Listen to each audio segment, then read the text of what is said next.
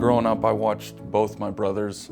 I just would go to every athletic event, and I'd, try to emulate everything that they did, and just the absolute positivity of Dad raising us, like do whatever you set your mind to, you can accomplish. Susan and I would say to each other almost 2-3 times a week, maybe 4 times a week, you're going to the high school, I'm going to the junior high, you're going here. It was just a wonderful, wonderful time. It was a time that went too fast. Sports was my life in high school. It takes up a big memory chunk. Most people don't realize in high school he's a 3-sport athlete. He played football, he played basketball, he played baseball. So he never really got into the weight room and really developed physically like a big offensive lineman until he got out of high school and got into college. I wanted to go to college on an athletic scholarship. That was my whole goal. And I was a bigger guy, but I wasn't very coordinated. And they told me I had to work on my athleticism. When he left out of Fayetteville High School, he was a tackle. He left out of Colorado State, he was a tackle. He actually played 1 year in the World Football League, the last year it was in existence. And that was kind of the developmental league for the NFL, and he was a center. And from there, he got on the practice squad at the Houston Texans, and he played offensive guard there, and he got to where he started there.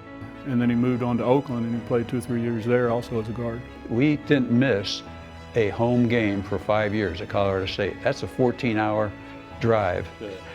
And Susan was working at Vandergrift Elementary School, and we didn't miss a game. And we followed up with attending a lot of games in Houston also. And that was only a 9-hour trip.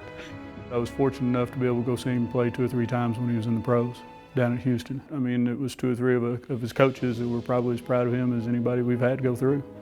Mike Adams, Fayetteville High School coach and then now Farmington coach, said something that the coaches tend to use, but it really is applicable to Michael. And that was, he said, he's a great football player, but he's a better man. And then Michael's response to that, with his great sense of humor, would say, well, he doesn't think much of me as a football player, does he?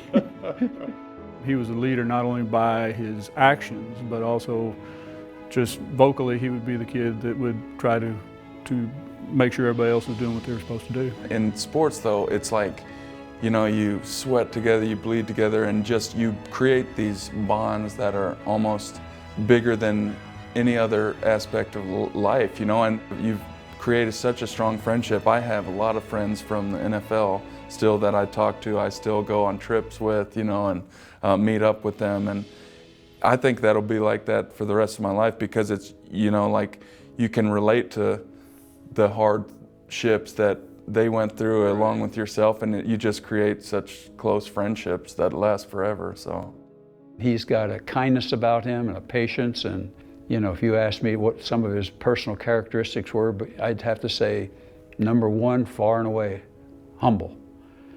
And he just shares himself, and he's kind and considerate. He has all these characteristics, but he wouldn't hesitate, and he didn't hesitate, put you on your back.